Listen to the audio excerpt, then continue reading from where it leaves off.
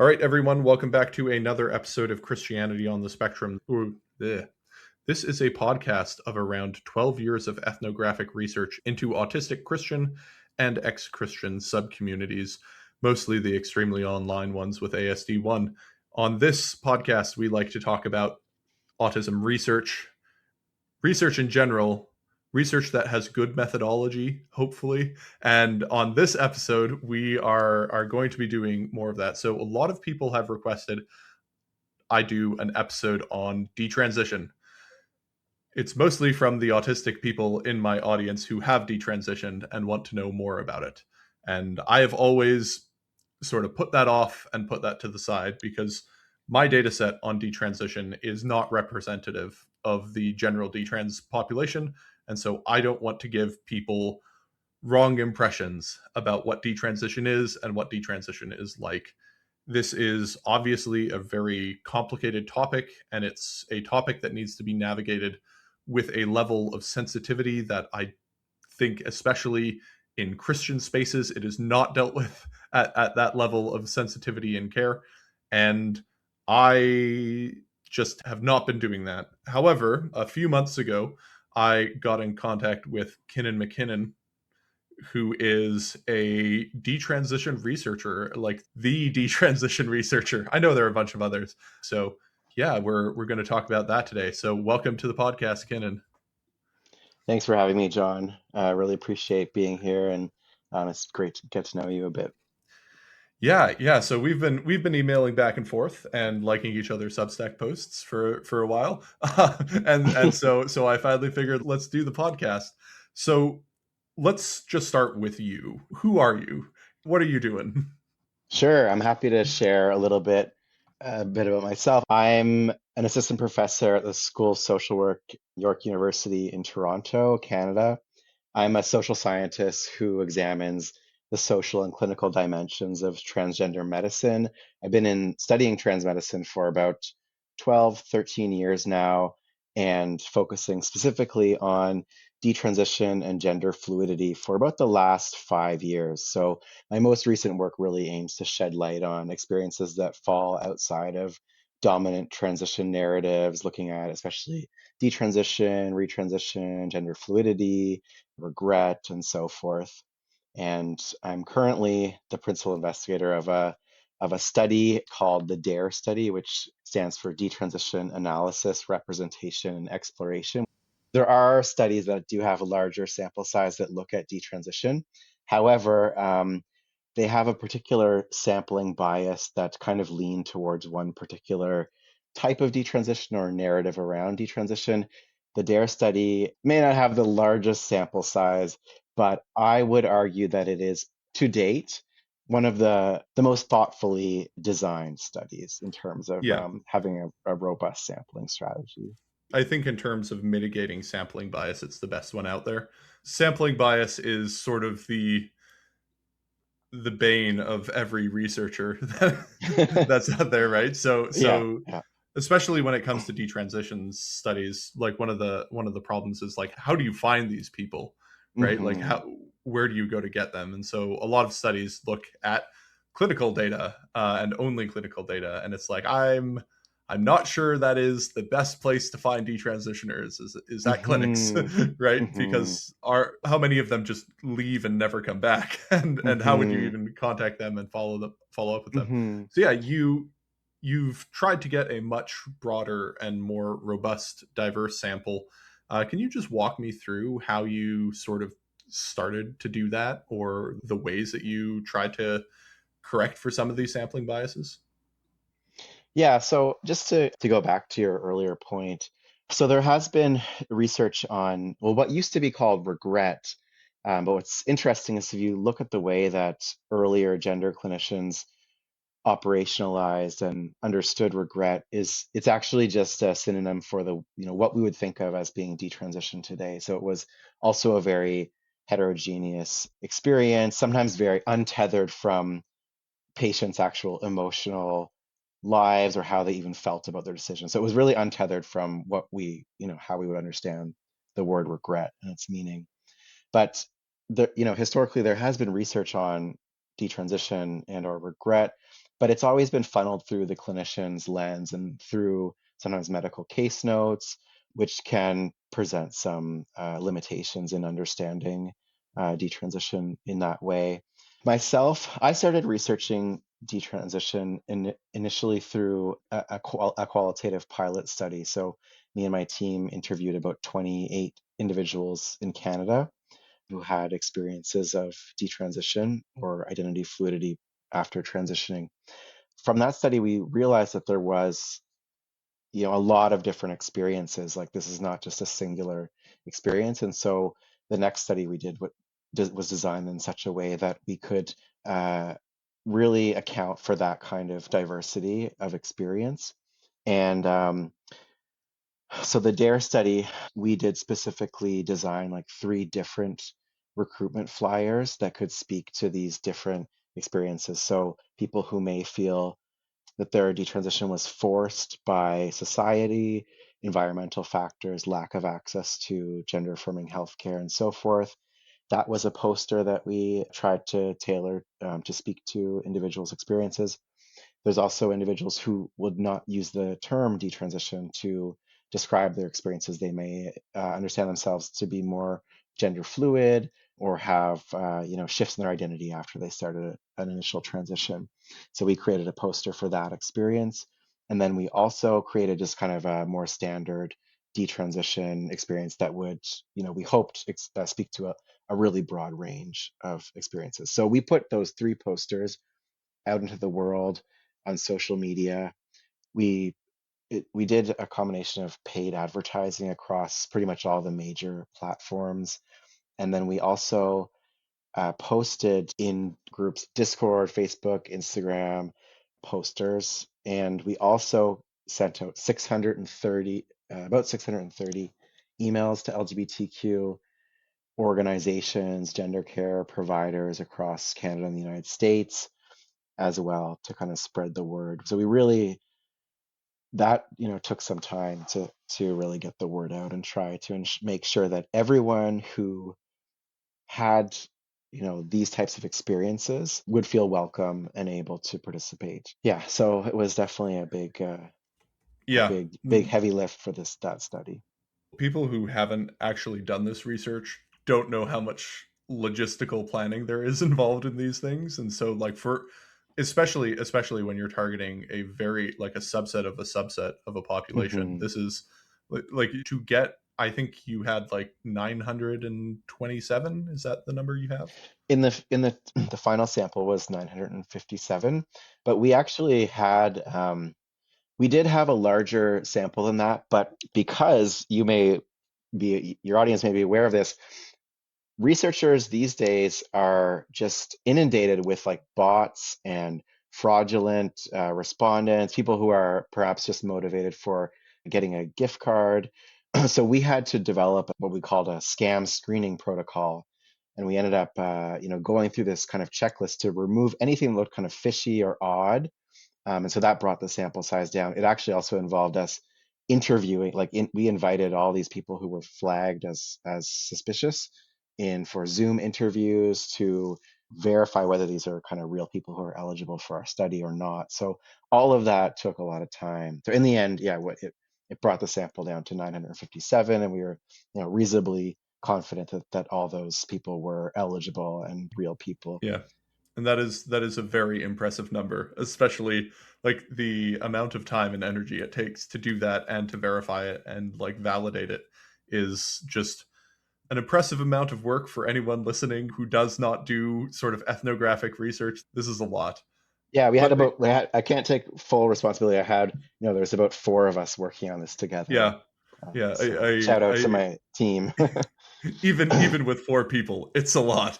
It's a lot to do. So yeah, I guess the first question would be, what is detransition? So like I wrote a piece about how I had what I describe as transient gender dysphoria. And Mm, I've been on a podcast where someone described me as a detransitioner, and I had been mm, like, "Whoa, no, no, no, no, no, I am not that." mm, Uh, I have the experience of gender dysphoria. I've never attempted to transition, so I can't detransition from a thing that I've never dealt with, And then you have some people who socially transition for 6 months who hmm then detransition, or some people who experiment with non-binary identity who don't go through any sort of medical and social transition, but they go through a period where they're sort of experimenting and playing with gender identity and things like that. hmm So how do you define detransition for your study specifically? Yeah, I mean, I think first of all, the term detransition is kind of in flux, and it's, like the term transgender or non-binary, detrans and detransition is also a concept that's kind of being developed in real time, especially through online discourse. But for research purposes, we did have to develop a definition to understand what we're studying. So we did require for our study people initiate either a social and or a medical transition, and then have identified with either stopping, shifting, or reversing that initial transition. So we kept the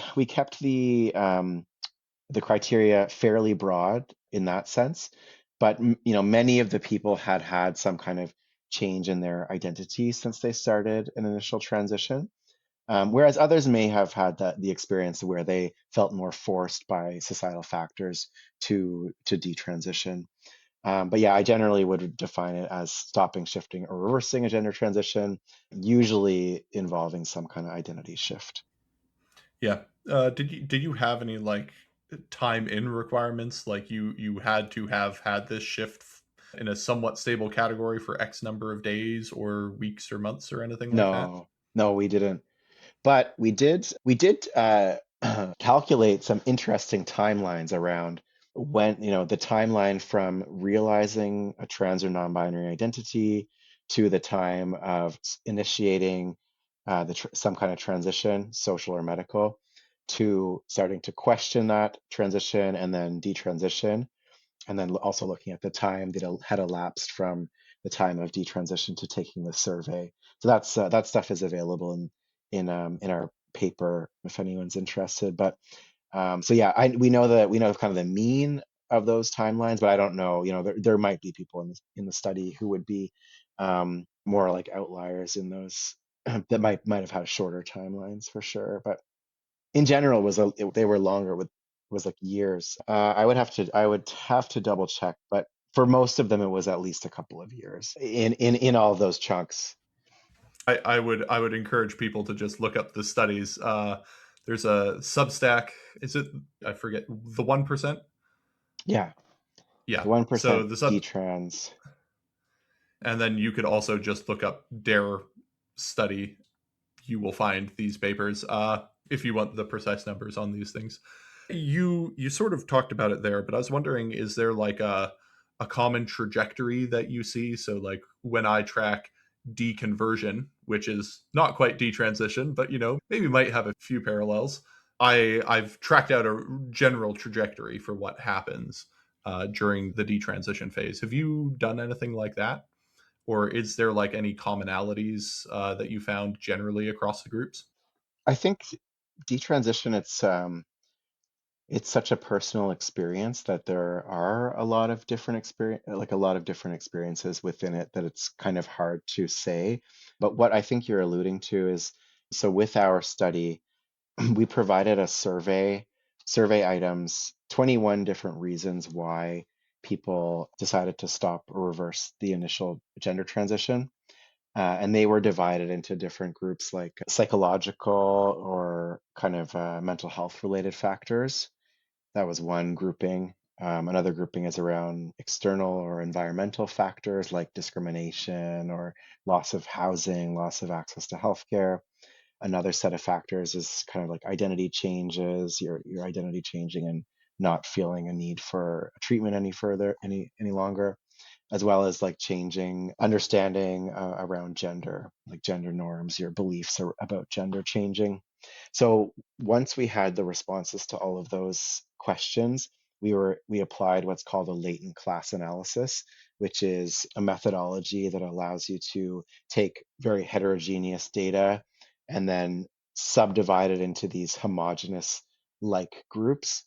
So after we applied the latent class analysis to those reasons for detransition, we were able to have these four different latent classes. We could just call them groups. So we just labeled them group A, B, C, and D, and we were able to then kind of characterize these groups in terms of their pathway to detransition, and then even look even more at the characteristics in terms of like sociodemographics, mental health profiles, sexual orientation identities, and so forth. Lots of like, more granular data. Yeah, yeah, and it's like really well laid out there for anyone who wants to read more about the specifics of those, and you have a lot of cool charts and stuff like that that people can look at Hmm. in your findings.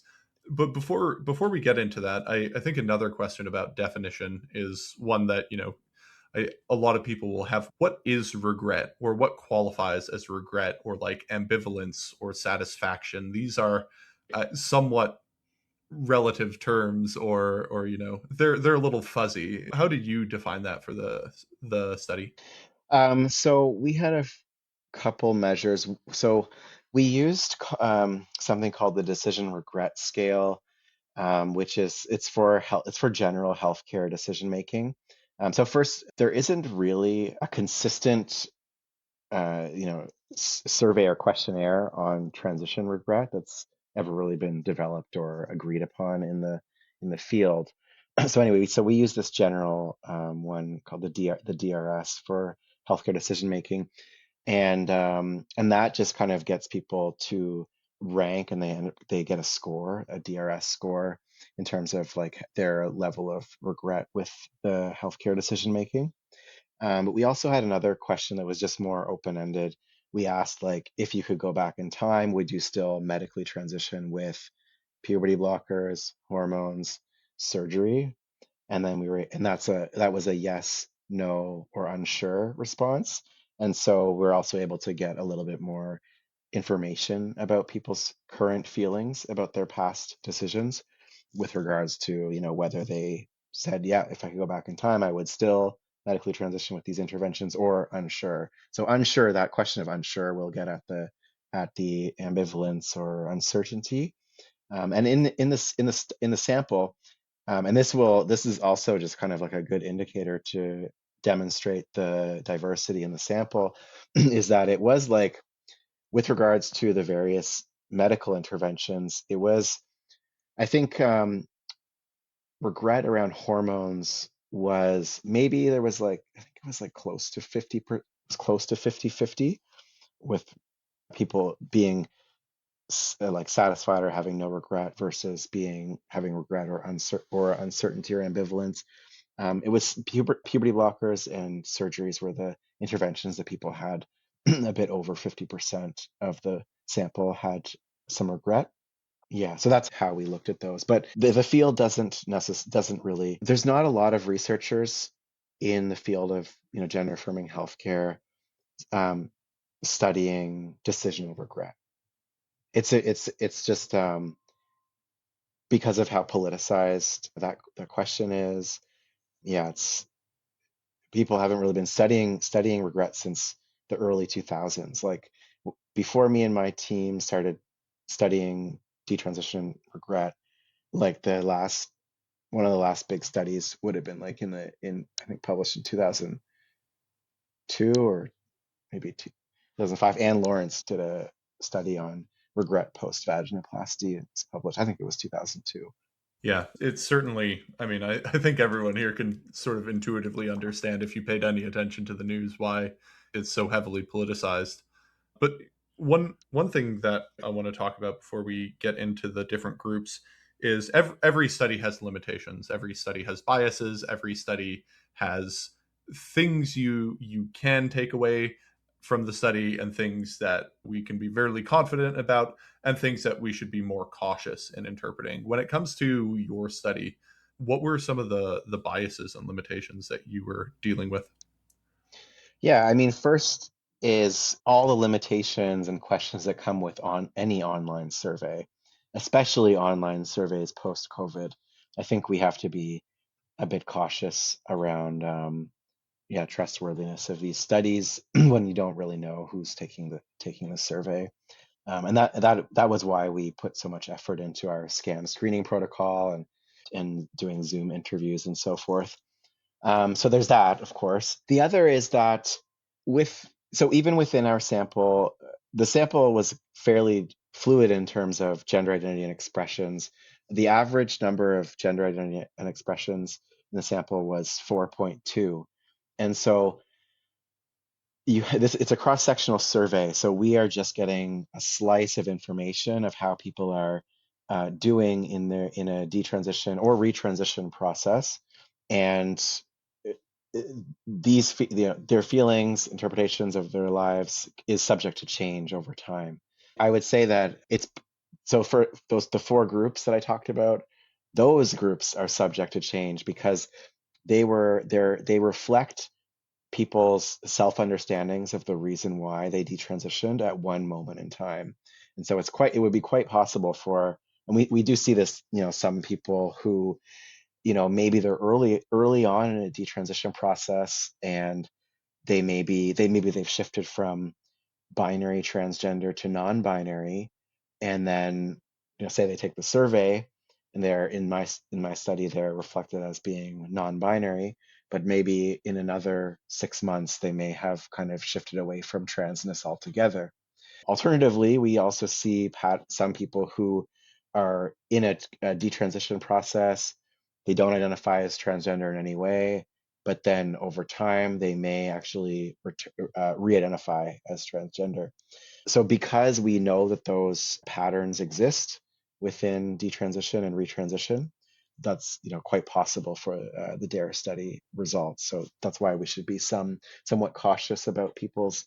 Yeah, we don't know where people are going to be in another 10 years. Yeah, yeah. Do you think there are any sort of just like inherent problems with studies that track self-report? So I only do self-report for my Hmm. research, right? And I've Hmm. found that to be sort of not as reliable as I would always like it to be. Do you think that's a factor with your study as well?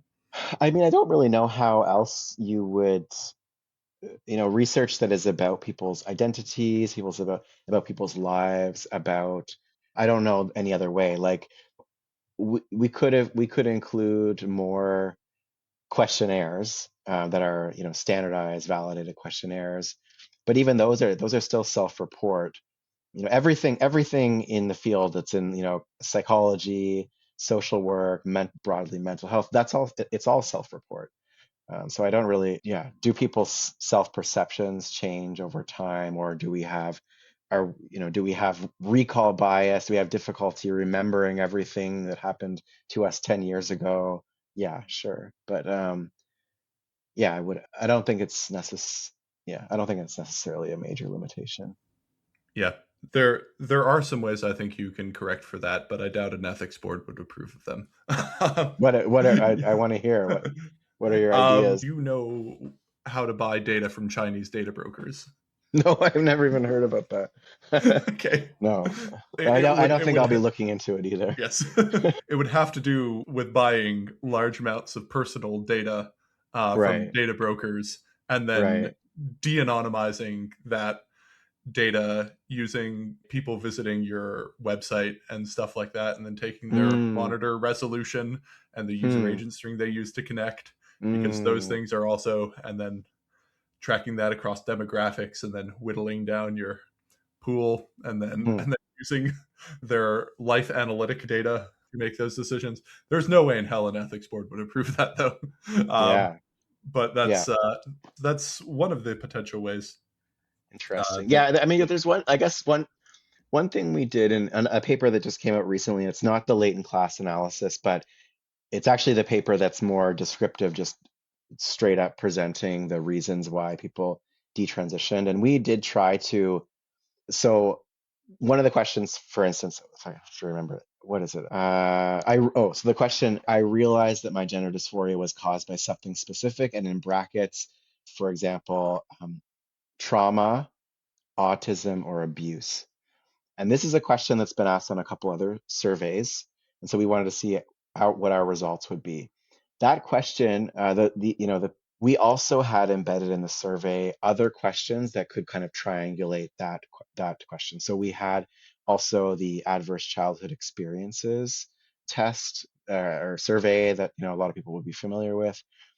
We also had questions on, have you ever been diagnosed with autism by a clinician, or do you self-identify as autistic, or did you self-diagnose with ASD? Yeah, so we had those kinds of questions that we could kind of, okay, so we would see, like, if someone indicated that was a major factor in their detransition, we could also see, oh yeah, well, this person has, an ACEs score of 7, and they received an autism diagnosis after they started transitioning.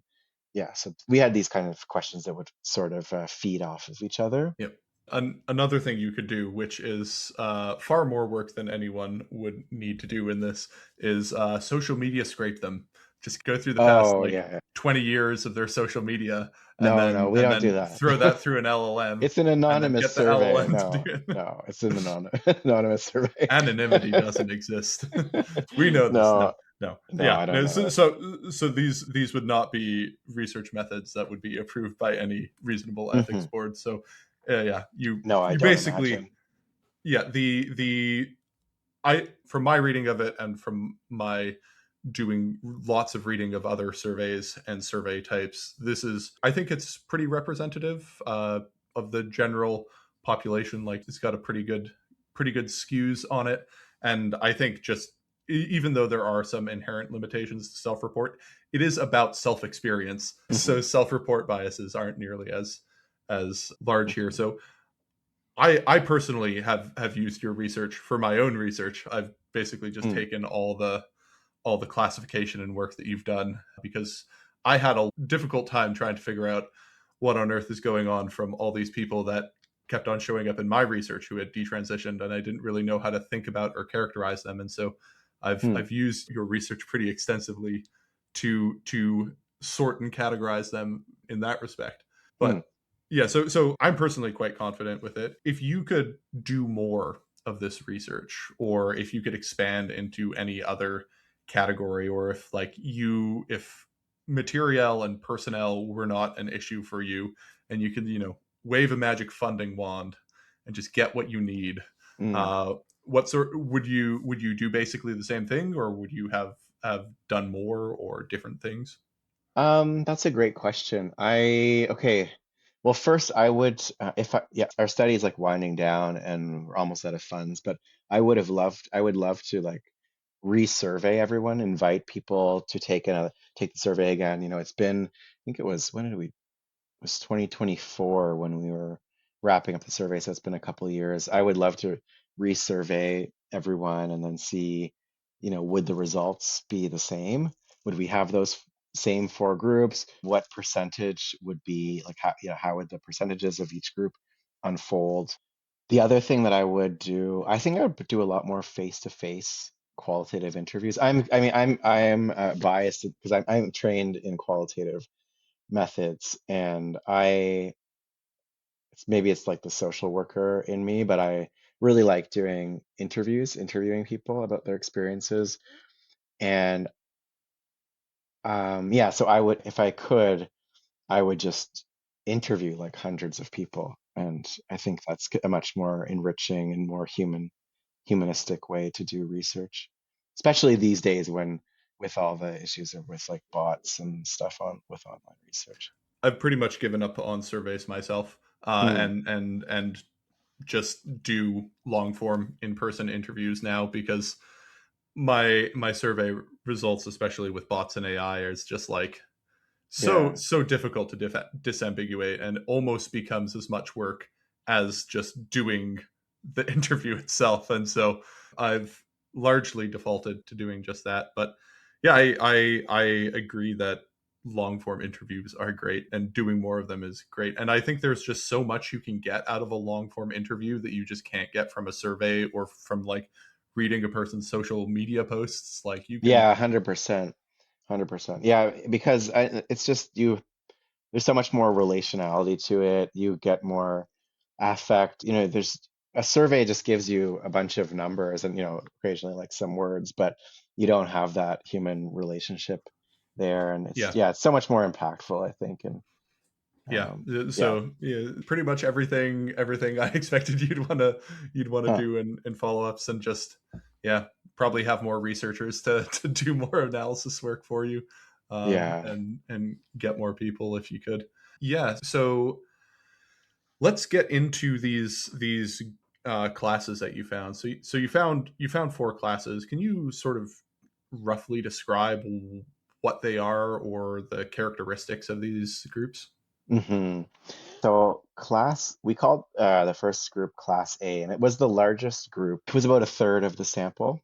And it's kind of like, okay, so I guess for people who I guess you follow the news, you follow the debates about gender affirming healthcare, it really is kind of the quote unquote stereotypical detransition experience that is portrayed as associated with regret, misdiagnosis, that sort of that this type of experience where in that group folks tended to respond to the survey in such a way that they detransitioned because of feeling that their mental health didn't improve or it worsened through transition. Their gendered concept changed, their understanding of gender or their identity change.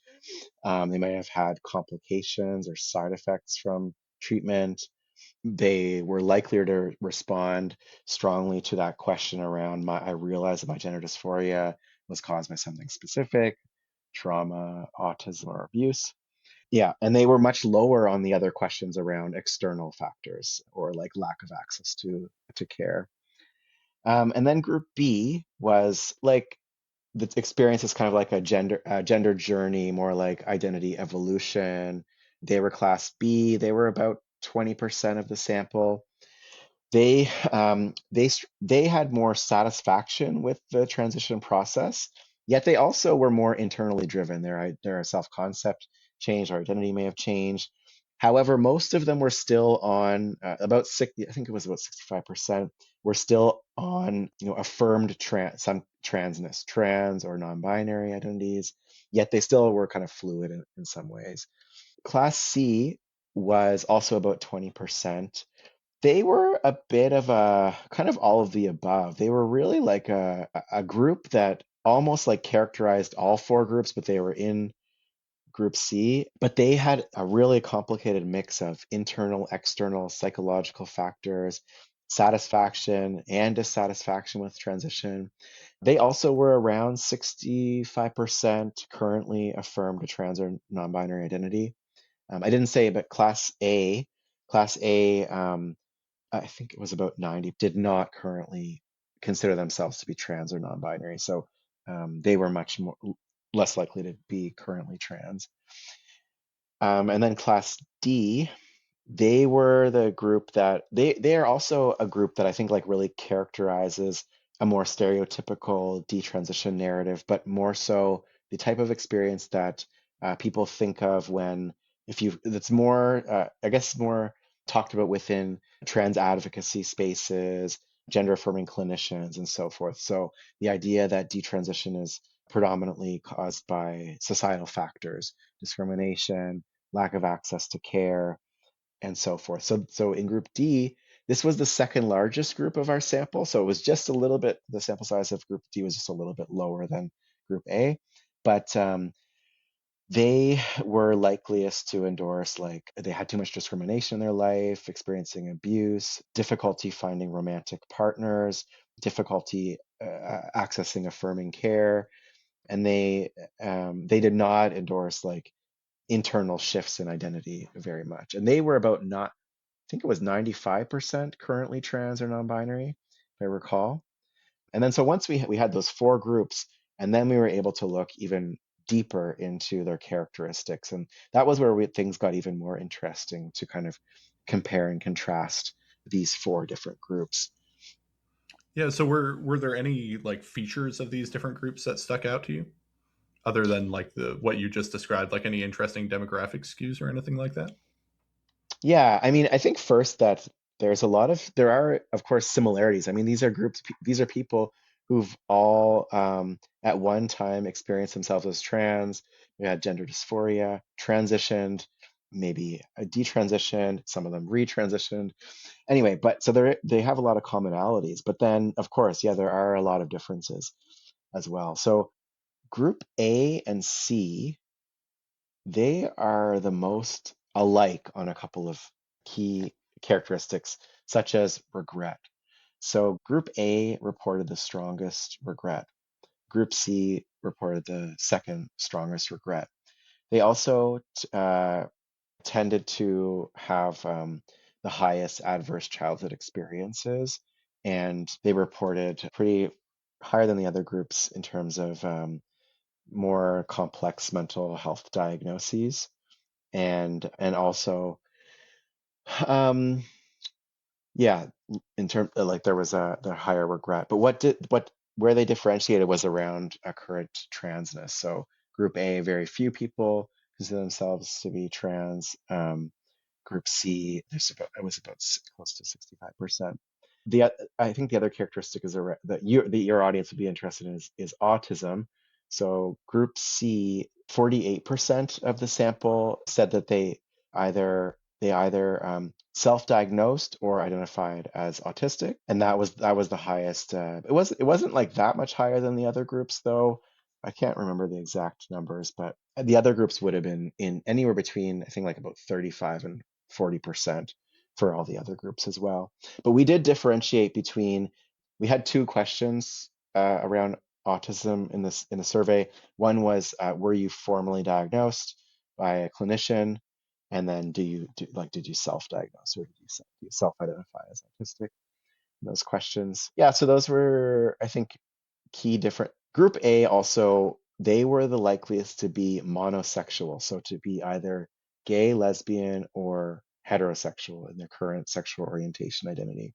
And that actually was one way that they kind of pulled apart from the other groups, because the other groups were likelier to be plurisexual, bisexual, or queer, pansexual in terms of their identities.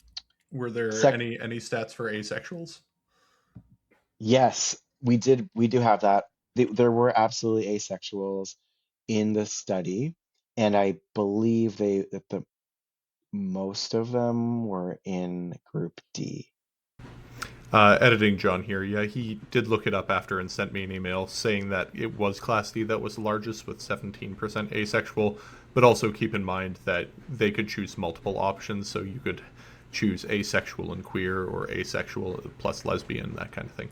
The other interesting differences were around sex and gender. So in terms of groups A and B were predominantly assigned female at birth. They were like, group A was 90% assigned female, and group B was 87%.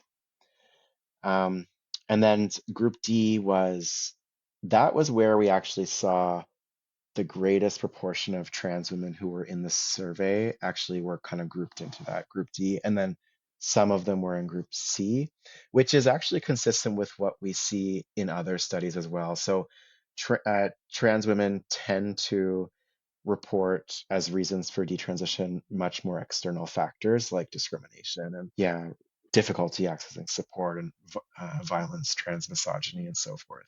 So we saw that in our study as well.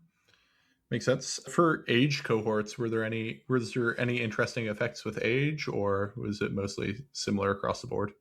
I think they were like fairly similar, but group A, I do know, like the number, there were not a lot of participants who had accessed surgery as minors, but almost a large majority of them were in group A. I think maybe around, it was like less than 50 in the total study, and I think a majority of them were in group A who had surgery and then had strong regret with regards to that surgery. Um, yeah, so I think group A was a bit younger on average, but it wasn't major differences. In terms of the timelines from realizing a trans identity to taking steps to transition, group A had a shorter timeline in terms of like starting, identifying as trans and starting a transition. Group D had a lot longer time period from when they said they started to identify as trans and then actually taking steps to transition. So that was an interesting difference as well, because especially with when it comes to whether or not people had supports with medical decision making. So that was another thing that we noticed is the groups that we saw stronger regret group, which was group A and C, they they reported the lowest access to either an assessment or therapy prior to making transition related decision making. Yeah, and then the groups that had lower regret, they reported higher levels of access to those types of healthcare supports. Yeah, but I'll just like one caveat is that it's one study, so like there's not we don't yeah there's we definitely need a lot more research on what are the best clinical approaches to support people in decision making around transition and to improve outcomes and make sure that people feel supported in their care. Yeah. Did you track religious belief at all? Yeah, we did. So we have some information on that. We asked about religious denomination in childhood. We asked about the level of religiosity in childhood, and then we asked about current religiosity. And one of our participants was very kind to provide some feedback afterwards, which is that we didn't ask what's the current denomination of their religion, which is really, that was a really regrettable mistake that we made when we designed the survey. So because, some people may have shifted their religious beliefs over time. So we don't, we just, yeah. Anyway, so there's another limitation of the study. Yeah, so we did see, I think it was group C followed by group A reported the highest levels of current religiosity. But do you know what? There were not, I don't think there was significant differences around those demographics between the classes. But I could be wrong on that, but just kind of looking here. But yeah, the most prevalent religions in childhood were the kind of Judeo-Christian type religions. Yeah, Yeah, that makes sense given that it Christian. was English speaking Western context that Yeah, you were sampling. predominantly, So like 80% of the sample is white, and it's yeah, Canada and the United States. So yeah, lots of yeah, a lot of Catholics, general Christians. yeah. Yeah.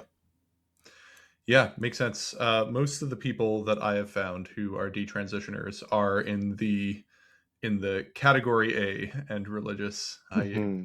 I've met a few C's, but like I would say probably like 95% of the people that I talk to are in like the hard regret A category, which is one of the Right. reasons why I haven't talked about this in much detail before. It's because I've read your study, so I know my data set is not at all representative of the whole. But yeah, so Well, they could be. most of the ones I know are A's. They could be. I mean, yeah, yeah. They could potentially be in a class C. Just because there definitely are people who had strong regret who are in class C, even in class B. But these are just averages in terms Yeah, of their average regret yeah. scores. But yeah, definitely, I know what you're saying. Yeah, but yeah, what do you make of that? Folks who detransition and then and are quite religious. Were they in your Yeah. understanding, were they religious from childhood, or are they Yes. like So most of them were raised religious. Most of them were assigned female at birth, mm, and most of them have really strong regret. And hmm it's sort of just like I struggle to put words to it, but it's just sad, right? Like hmm it yeah, I one of the things that I appreciated about your study is that you were sort of honest about the sometimes really depressing nature of detransition hmm in tracking things like these people had surgery and they really regretted having surgery because yeah, you know I often would hear things like very few people regret this, and it was like every single person I talked to was like I ruined my life and now I'm trying to put it back together. And so again, this is because I was sampling mostly from this position, and a lot of them I think use religion as a way of reclaiming identity. Mm-hmm. I don't know if that's the right way to put it, but you go through this large identity shift in Mm-hmm. transition, and Mm-hmm. then you're detransitioning and you lose that previous community you're in. Most of them, like, as once they realize, oh no, detransition wasn't right for me, they start the detransition pipeline. A lot of them get cut off from Mm-hmm. their friends. A lot of them get cut off from their community. Religious belief for them is a sort of way back into rebuilding an identity after a sort of rapid shift in identity. And so that, like, and that's usually where I find them, or where they find me, is Mm-hmm. after they've gone through this process, and now they're Christian and they're autistic and they're looking for people saying things about Christianity and autism to try to make sense of their experience. And so Mm-hmm. that's typically where I find them. I think a lot of it has to do with new identity formation, Mm-hmm. because a lot of them are really hard in Christianity. At least Mm, the ones yeah. I talk to. Again, this is going to be Mm-hmm. extremely biased because I'm mostly looking at Christians, and autistic Christians tend to, if they are Christian, they tend to be really Christian. If they're not, they're either fully in or fully out. And so in a lot of these cases, I think a lot of religious belief, if you're just looking at it from that sociological perspective, is identity reformation. And you look at the Bible verses they quote in their social media posts and stuff like Mm, that, and a lot of them have things to do with identity and things like that. And like, a really common one is Galatians 3:28, which is, in Christ there is no man, there is no woman, there is no slave, there is no free, there is no Greek nor Jew, for all are mm, one in Christ. A lot of, like, the Pauline epistles have a lot of language about identity in Christ, and I found a lot of these people really latch onto that specific aspect of it. And so that's my take on it. I mean, again, not all of them, but probably like a solid 80% of the ones I have. Again, I'm in the high double digits for this, so it's mm, not mm-hmm. not nearly the same sampling and a sort of weird skew on my data, but yeah, that's what I found. Yeah. Yeah. I mean, I have interviewed and interacted with a lot of people who have very strong regret and also, yeah, like anger at the healthcare system, anger at the trans community or trans movement. And I've definitely sat with those feelings, grappled with them. And I mean, to be honest, I don't even really like the word regret, because I think that the word regret really personalizes this experience. For me, what I do, I think that some people have experienced medical violence and harm in the medical system, and I think that the term regret, and I'm thinking about this sociologically and historically, but I think that if you look at the history of trans medicine, I think that the word regret says a lot more about the clinicians and the clinicians' mindset at the time, because they were kind of, I think, very preoccupied with being able to select the right patient. They were, at the time there was a lot more gatekeeping, and they would have usually worked with these patients for a lot longer, a long period of time, and and yeah, and so when they had people who detransitioned, they used the word regret. But I don't know. In psychiatry, there's a term called treatment resistant depression, which is kind of like a way of labeling a patient who's just hasn't responded to the treatment, and they talk about treatment resistant depression, as opposed to like thinking more critically about what are the multiple sources of someone's distress, or that maybe the treatment's like ineffective for some people. Yeah. Like it's a problem with the treatment, not a problem with the patient. Anyway, so that's just kind of a side point. But yeah, I think for some people, detransition can be profoundly disorienting. The loss of a central identity. It's like a profoundly um, painful experience for people to go through. And I don't think many people who are, culture warriors or I don't think they really understand the gravity of it. And so that's why I understand why people um, it's not just that they're like feeling, some regret over a medical decision. Like can transpire into a whole change in worldview for some people just because the process it's so disorienting. And so I could see why religion might be a stabilizing resource and community for people to, yeah, I mean, we all this is a very it's very human. Like we all need a framework to make sense of the world, and we need people to be in community with. So yeah, it makes sense. I'd say this is someone who's not actually I'm not a religious person, or I was raised Catholic, became atheist as a late teen, still pretty much agnostic. But I have my own ways of organizing my mind and philosophical beliefs and stuff, such. I found, especially for a lot of the ones that I've spoken to, especially because in Christianity there's a lot of sort of technology to bring people back into the fold after they've done something they regret. So a lot of them use imagery of the prodigal son and coming back to Hmm, Christianity. And in hmm, Christianity, there's a lot of social technology around forgiveness and community reintegration that hmm, I think a lot of them, if they were raised Christian, they look at these technologies built in. I mean, they don't express it like this, right? But the way I conceptualize it is they look at these technologies that's like, you will always have a home here if you come back and repent. And so hmm, they see their detransitioning as like repentance, turning back, coming back into the fold.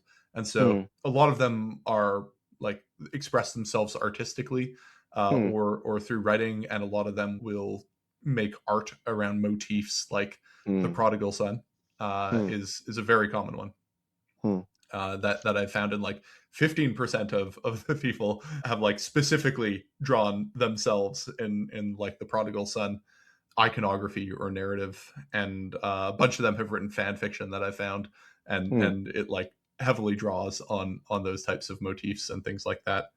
Or like Interesting. a lot of them quote Henry Nouwen, who's like a really popular Catholic Hmm, theologian, wrote a book about the prodigal son, and a lot of them talk about it. He talks a lot about like trauma and trauma hmm, in religious contexts and things like that. And hmm, so hmm, his work on the prodigal son, a lot of them will cite it.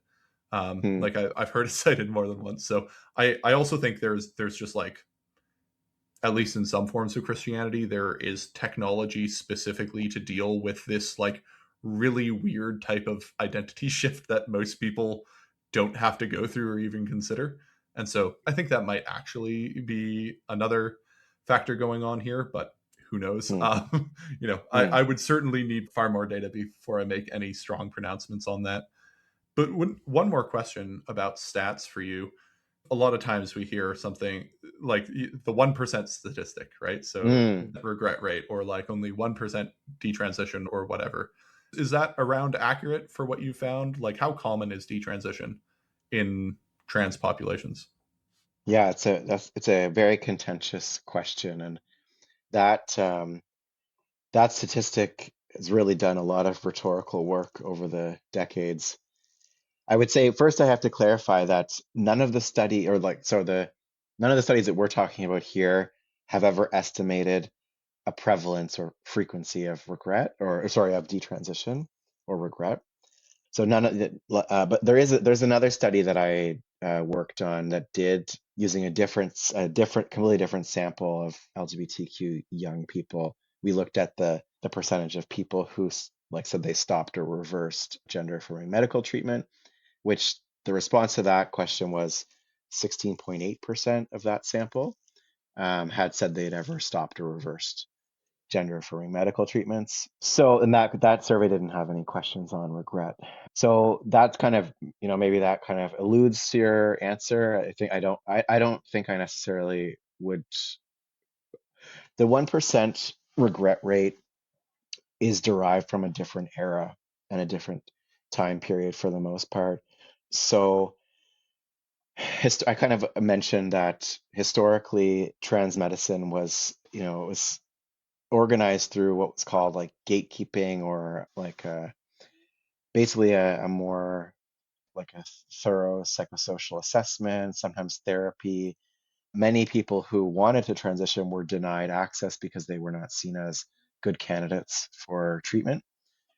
And at that time, about 65% of the people who were transitioning were adult trans women.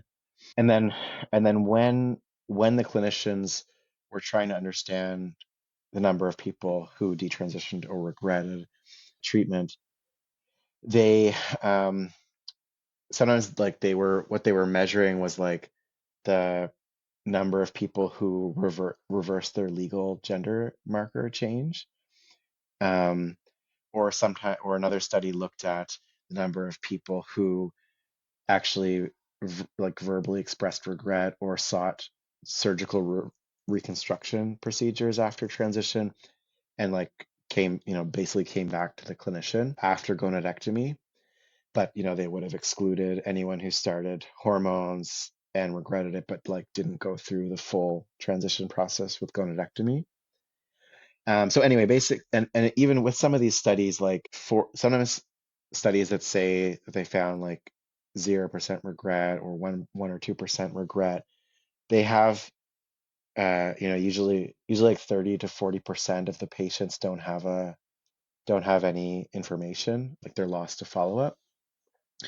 The most egregious example I saw, I think, where they said that there was no regret. I think it was about 85% of the patients had no recorded outcome.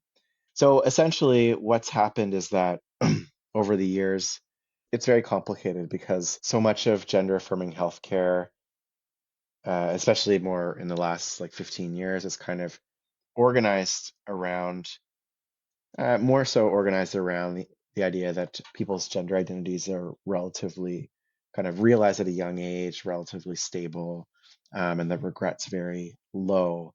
So starting to question the 1% regret, it's kind of like it can be taken as really insensitive, and and trans people may feel it's not being very affirming, or it raises like uncertainty. And I think in medicine people like to feel a bit more certain with decisions and interventions. But anyway, the 1%, when I first started in the field of trans medicine, I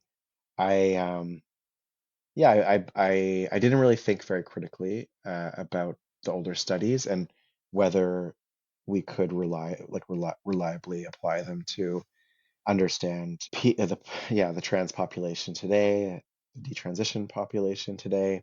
But in my own social network, I do see that the number of people who've in my own like I started transitioning like in 2008, 2009. I started testosterone in 2010, and so I know lots of mostly transmasculine people who had transmasculine transitions, and it's definitely more than 1% of my social network who have regret or ambivalence or have outright detransitioned.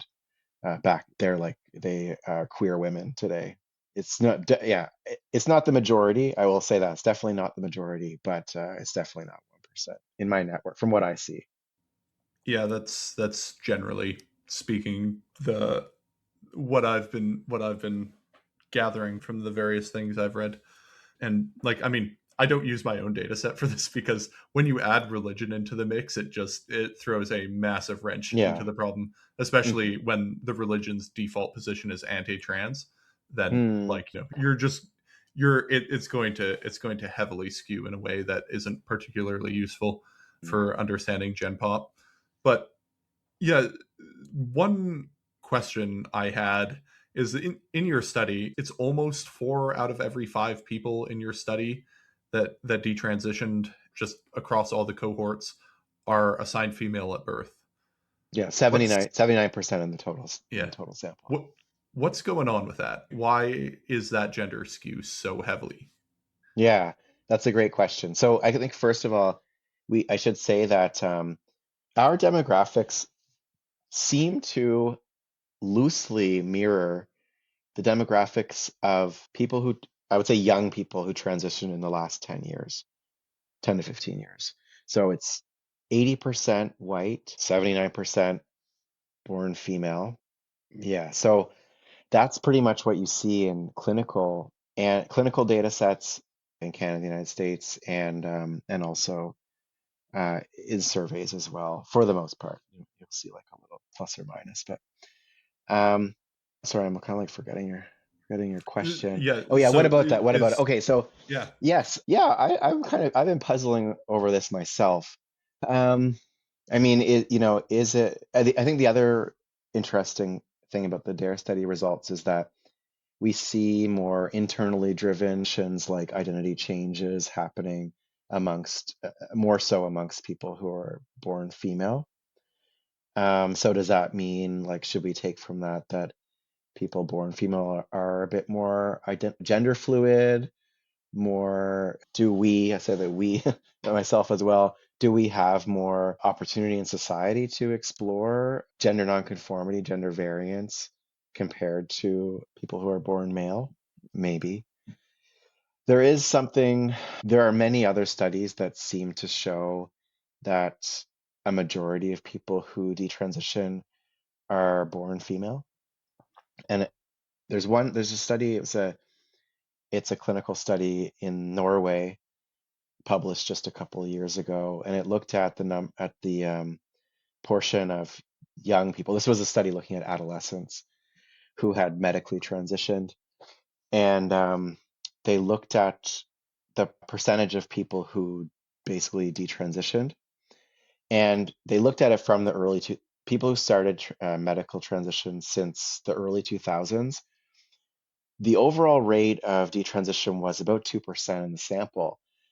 100% of the people who detransitioned, it was after 2018, and 100% were assigned female at birth. So something seems to have changed. Like, is it that younger gender diverse people just don't feel like so when I transitioned, like most people would get go like I was just on the cusp of everyone before older than me was getting basically sterilized. Everyone was getting gonadectomies, hysterectomies. There was a lot. It was almost like an assumption that once you start hormones, you would have those procedures. So nowadays, the clinical recommendations have changed. So that actually makes it easier for people to detransition because if you've taken hormones, you haven't been, you don't have a medical reason to stay on hormones. There is also not, being non-binary is also more of a possibility today. So that gives people another option if if they, say they start out as like binary trans. And then detransitioning is also a possibility. The fact that, yeah, when I started transitioning, like people didn't really talk so much about detransition, or it wasn't really as much of a possibility. So I think that the more that we see detransition happening in communities on social media, my own research participants have told me this. Like they might be having health concerns with their with hormones.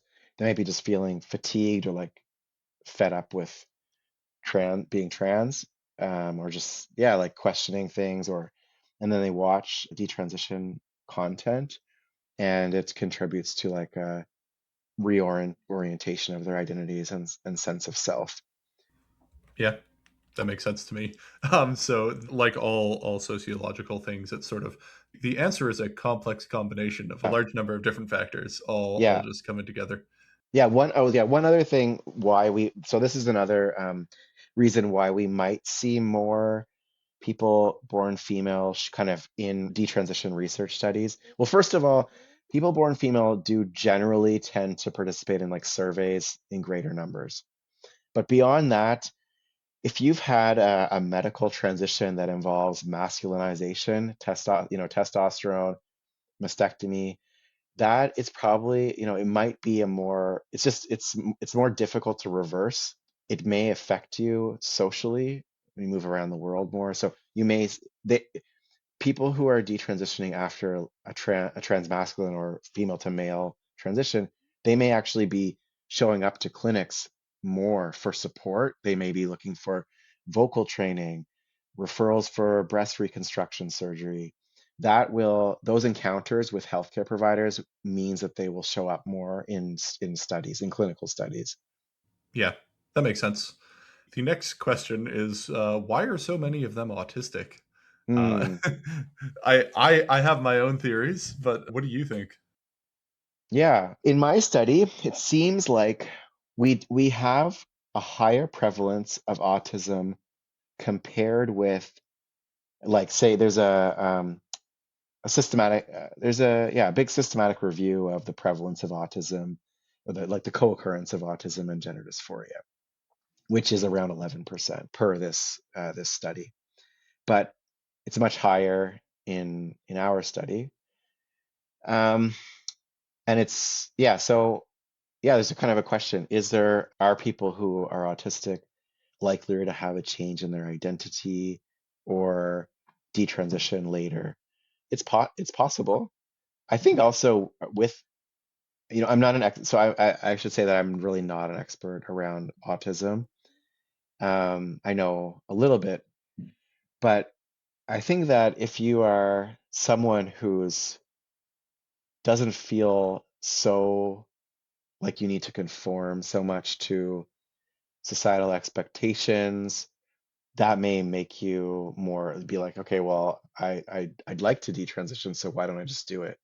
Yeah, so I could see that. I could see like someone who's autistic maybe feeling less constrained by the idea of, or the stigma of detransitioning. I don't know. I don't know. What do you think about that theory? So I think it's going to be again one of these sociological phenomena or complex mixes of a large number of Mm-hmm. different factors. Things I think in general, autistic people are far more likely to attempt transition, Mm-hmm. even Yeah. if it isn't the right path for them, so to speak. I Mm-hmm. think just so if you attempt it and it isn't actually the solve for the problem that you were after, that's going to lead to more detransition. But then Mm-hmm. also, if you identity and autism are very complicated Mm-hmm. and shift a lot. Self identity is often a moving target in Mm-hmm. I mean, in just people in general, but with autistic people, I found it's much more of a moving target.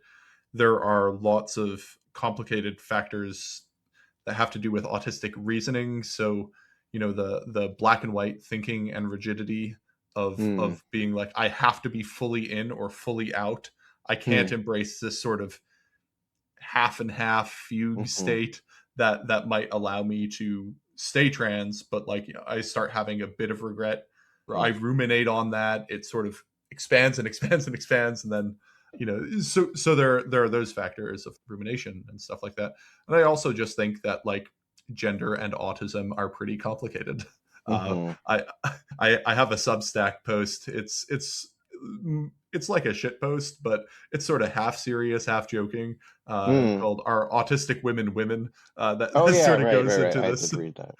and it's like just in general, relationships to gender are I have found very complicated in autistic people, Mm-hmm. and the interpretation of narratives that non-autistic people give about gender and autistic people have about gender might not align.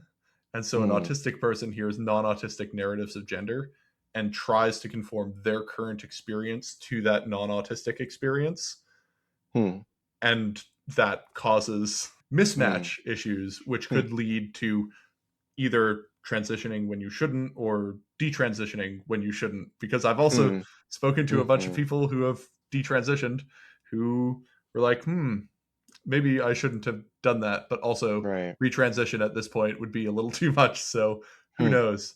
I also just think that in general, like the autistic connection to the body is not always super high. So in my Hmm. in my like classification system that I Mm-hmm. use, one of the metrics I use to determine what people's answers are going to be to questions I have is how like bodily detached you are. Mm. Like Mm-hmm. do you feel like you are a brain piloting a meat skeleton, or do Hmm. you feel like you are your body? Hmm. Is another thing, and a lot of us end up in the "I'm a brain piloting a meat skeleton" sort of Hmm. place, which will make you much more open to just a lot of concepts. So, like transhumanism in general is Hmm. much more popular. Body modification, experimentation, and just openness Right. to experimentation where other people might not. And Hmm. I could see how that would be related to both transition and then detransition, because it Hmm. doesn't matter a whole lot in a lot of those cases. So it's sort of just like a whole storm of factors. And Yeah. yeah, and also just like cultural narratives about transition. I think for a lot of autistic people might have been a bit confusing. Like Hmm. if you think you're trans, and then you go, Hmm. "Oh, I don't know if I think I'm trans. Maybe I'm Right. trans," Right. Right. and Right. then I've heard that a few times where just the hyper literalistic interpretation of Hmm. what people say without appropriately gauging it with nuance, and that misinterpretation leads to making decisions and then being affirmed the whole way through, Hmm. and then out the other end, and then you go, "Ooh, maybe Hmm. this wasn't what I wanted." But then all the other factors that you've mentioned for detransition also affect autistic people, like they affect non-autistic people, right? And so Yeah. you'll basically just have that. So if I Yeah. had to guess, Definitely. it would be some sort of confluence of these factors. Yeah. Absolutely. And I think, I mean, I think the other point to get across here is that m many trans people are autistic, and many or very happily transitioned. Some people, feel like their autism is like kind of intertwined with their gender. You see the label of gender out there. But yeah, and so but I th and so it is kind of like it's kind of a touchy subject because Yeah, of course we see high prevalence of autism amongst people who detransition, because we also see high prevalence of autism amongst the trans and yeah, non-binary populations. Actually, even high a little bit. There's one study that actually looks at levels of autism based on gender identity.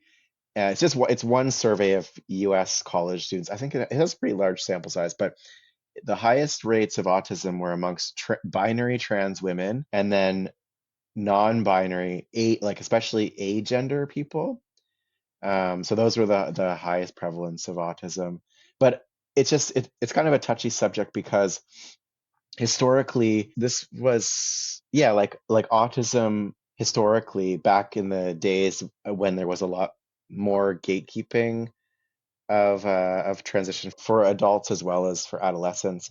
Autism could be a potential differential diagnosis, or people might, like back in the late 1990s and early 2000s, when some of the first case studies um, that were reporting on um, basically cases of autistic young people who were also, they were quote unquote diagnosed with gender identity disorders, or they were presenting with gender distress or gender nonconformity. But anyway, they would say that their gendered behaviors was actually a symptom of obsessive compulsive disorder, or they would see their gender variants, or even their trans identities as a symptom of their autism. And yeah, and actually historically with the Dutch researchers who kind of pioneered the what's called the Dutch protocol, some like the early medical treatments for trans youth. They did a study and found that there used to be this category called gender identity disorder not otherwise specified, and this was a kind of a container where people who had they were like not clear cut cases of gender identity disorder that would be funneled through the medical transition pathway. Most of the autistic trans youth went into this gender identity disorder NOS, and that meant that they were not going to access medical transition. So there is this history around autism and gatekeeping and invalidation of trans people's identities. And so I think that's also why when you're researching and talking about detransition and autism within the trans community, that becomes like a very sensitive issue. Yeah, so it's tricky to talk about, and yeah, I don't know. Yeah, another thing which I've written about is like transient gender dysphoria is Right. for some reason seems to occur within autism, and Mm-hmm. I have not found it in Mm, non-autistic people. I wrote about my experiences with it where mm-hmm. I had what I now recognize as pretty severe gender dysphoria. Didn't realize there was a name for it as I was Mm, experiencing it, because I was raised as a conservative evangelical, and that's just not mm, something that was in the vocabulary. But yeah, then it started to dissipate when I was 19, and mm, I found a lot of autistic people mm, have a very similar experience. And mm, since writing that Substack post, I've gotten like 45 people reaching out to me, which probably means there are much more who haven't mm-hmm. reached out, who've Yeah. been like, wow, that's so weird. I thought I was the only one. And, I found a whole bunch of them before by just doing long form interviews and asking them about gender identity and how they understood their gender identity. And they're like, well, yeah, I think I had really bad dysphoria during puberty, and then it went away. Mm, And that being a factor, and more people actually looking for it in teenage years instead of huh. just not looking for it. Who knows? What? Maybe Yeah, maybe I'm that's curious. another Like, thing. are you able to say more about like what would be that kind of experience of not your experience specifically, but maybe speaking broadly to what these people you're in contact with? I'm curious about gender dysphoria because I do think that it can be a little bit of an elusive concept, and I think it's experienced differently by different people. And to be honest, there's not. I think there should be a lot more research on like what like maybe more phenomenological research on what is gender dysphoria. Yeah. Anyway. So this I what I call transient gender dysphoria, or like whatever this is, typically not like a more classic case of gender dysphoria. So at least in born males, where a lot of people talk about signs showing up very early Hmm. in childhood development, and then it's kind of Hmm. throughout there for the whole time. Generally speaking, what happens is at around puberty or the onset of puberty, you start getting really intense feelings of gender dysphoria that are a really complicated mix of factors. One really big factor with it is more, it isn't so much that you want to be the other gender, Hmm. but that you don't want to be yours. Hmm. And also that combined with the really complex realities of developing and evolving gender dynamics when you hit Hmm. puberty. Hmm. um, because like what before you hit puberty, social dynamics and gender dynamics aren't that big of a deal, but Hmm. once you start hitting like age 12-ish, they start to become a really big deal. And if you have a social disorder, that is going to mess with your head a lot. Hmm. And then you that's my guess of what's going Hmm. on. So Okay. you have like the general, most of us have eating disorders as well, Hmm. and like other body dysmorphia issues Hmm. that aren't necessarily gender Hmm. specific, but it's just when puberty hits, Right. you start like getting hit with puberty things which are gendered specific, and that's when like sexual dimorphism really starts to show up in, you that's when the secondary sex characteristics really start to punch in. And Hmm. so if you already have like issues with your body, issues with gender social dynamics, Hmm. you start looking for an escape hatch, right? Hmm. and Hmm. and and you start feeling like, oh my god, I need to get out of my body. Hmm. Hmm. Which isn't always like a lot of the trans women that I speak to are like, I always wanted to be a woman, and I always wanted to, I was interested and fascinated by gender from a very young age, and I always like knew to some extent. Whereas the sort of transient gender dysphoria people are more like, oh my god, I am trapped in a meat skeleton that is developing in a way it shouldn't. So it's Why not am a, I so seeing these it's changes? And they're like specifically like the sexual dimorphic changes you're experiencing, and you're yeah. like, I don't want these things. And so it is different that I've found, like the transient cases. So And it's not so much focused on like a desire for the characteristics of the other sex. It's more like discomfort with the gender and sexual development that's happening during puberty, but it's not like, not like wanting, like say if you're born female, like wanting to have a masculine physique yeah, okay. it's typically, yeah, typically it's not about wanting those things. There is a lot of like desire for social closeness and social role Mm, inhabiting type of thing. So like most of us tend to be very interested in the opposite sex, not in like a sexual way, but in like a I find these people interesting kind of way. mm, mm, Which is most of us are also heterosexual or like or bisexual, but so there are like sexual components as well, but it's also a lot of just like I was very interested in the experiences of women, but as a man and as mm, developing as a man, knew I couldn't access those, mm, and also knew like I wanted to be friends with women, but knew that if I tried to be friends with them, there would be these like gender dynamics that now get shoved in there where I'm like, oh god, I wish these weren't here, because now everyone thinks that like I'm sexually interested with them, where I'm mm. not. I'm looking for deeper platonic interaction with this person.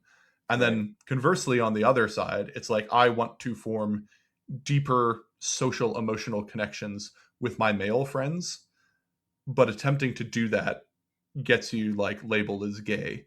And especially Mm, if you're bisexual in a religious environment, and and hmm. um that is a concern that you have, a genuine concern and like a genuine issue.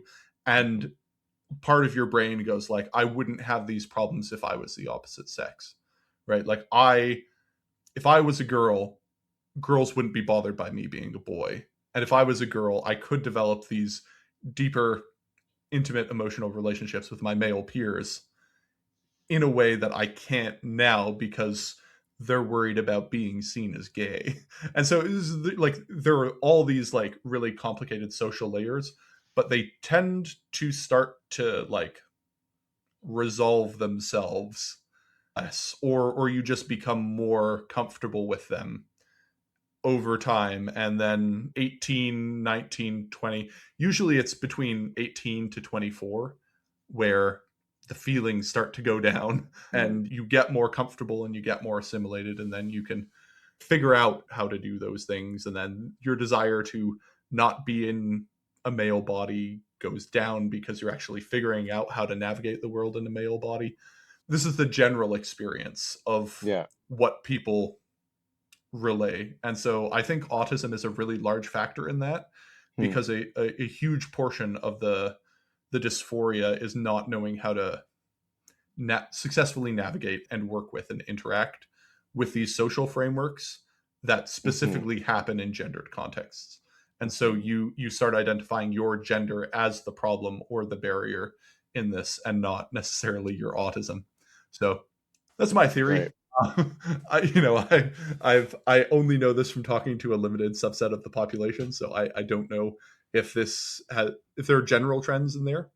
But yeah. Final questions for you. When you look at the way that detransition is seen in our society, what are some things that you think people get right, and what are some things that you think they often get wrong? Yeah, that's a really interesting question. It's one that I'm thinking about a lot as I watch ways that my own work or other studies on detransition are interpreted.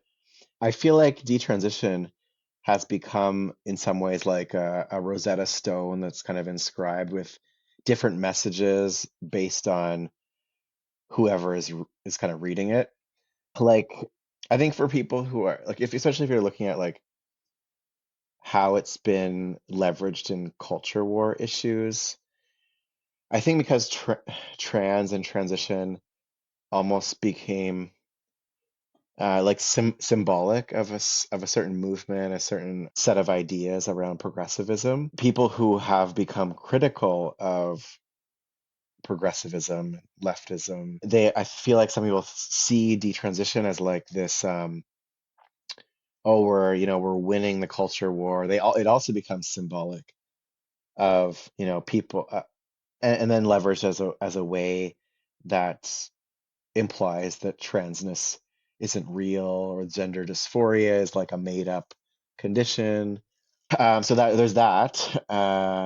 I personally find that extremely frustrating, mostly because like autistic people get brought up a lot in this, Yes, right? yeah, yeah, Like yeah, it's always yeah, like they're transing our autistics or whatever.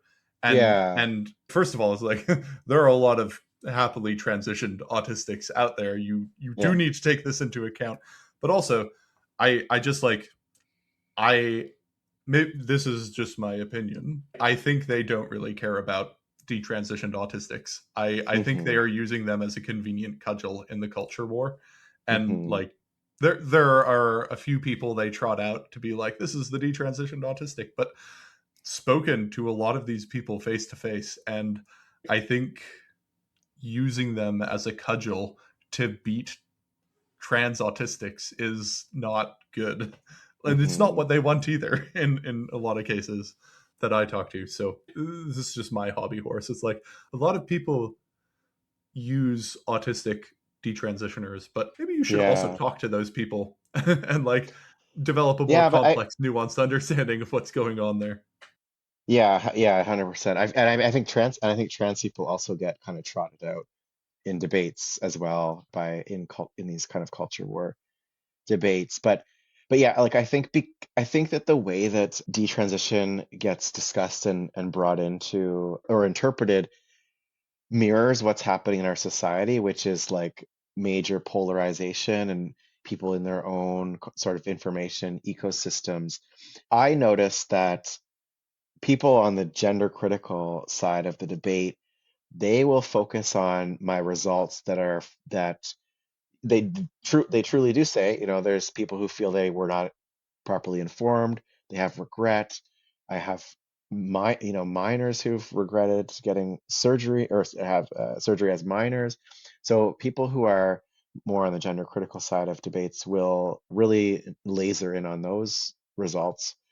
And then on the other side, people that are more in the kind of trans affirming camp will laser in on the experiences of people who've had discrimination, difficulty with in transition, lack of access to care, and so forth.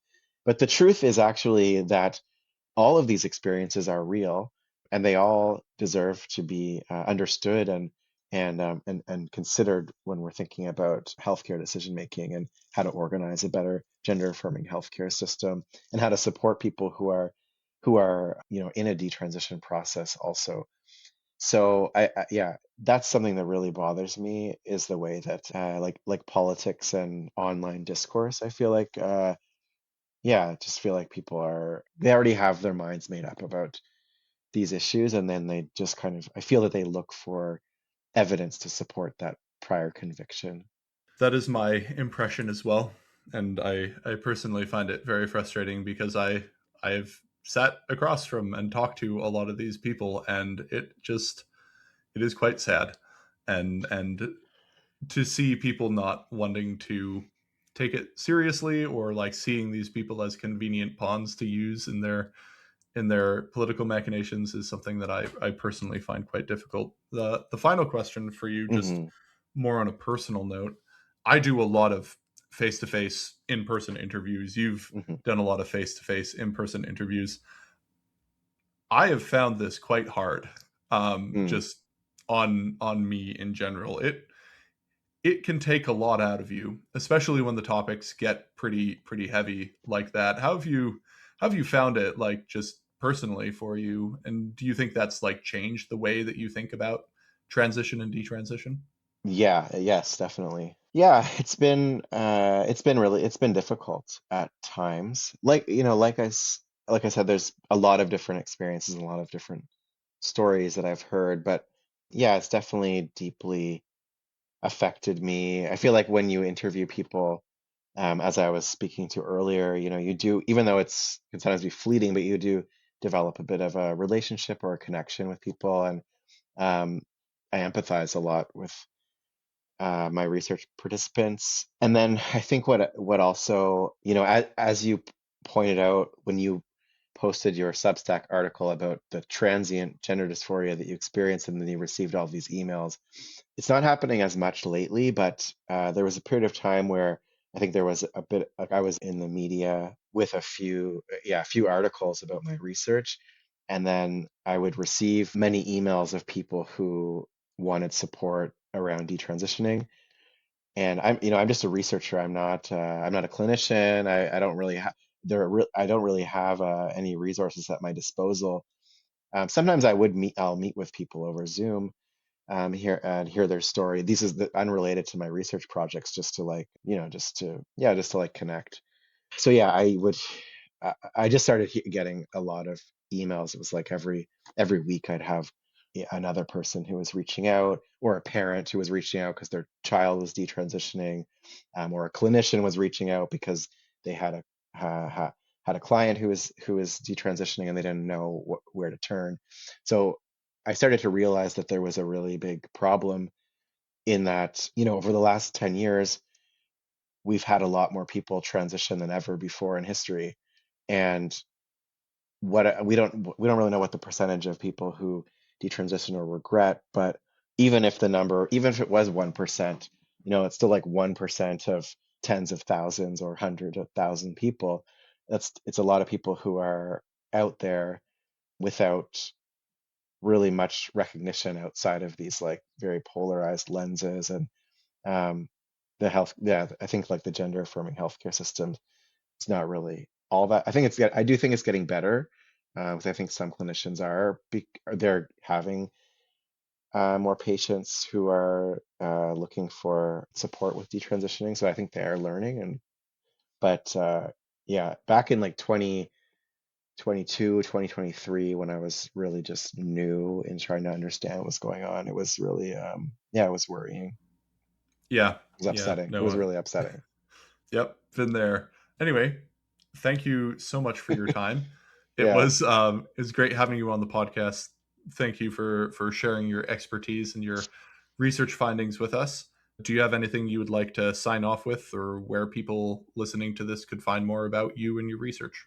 Yeah, people can follow my Substack, which is it's the 1% and on it there are a lot of articles about my research and my colleague Pablo Exposito Campos.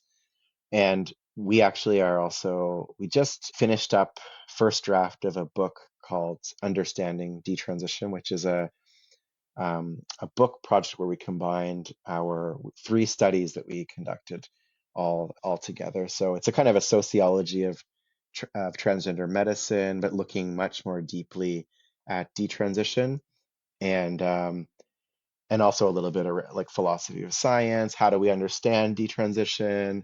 And a little bit around ethics as well, like medical ethics.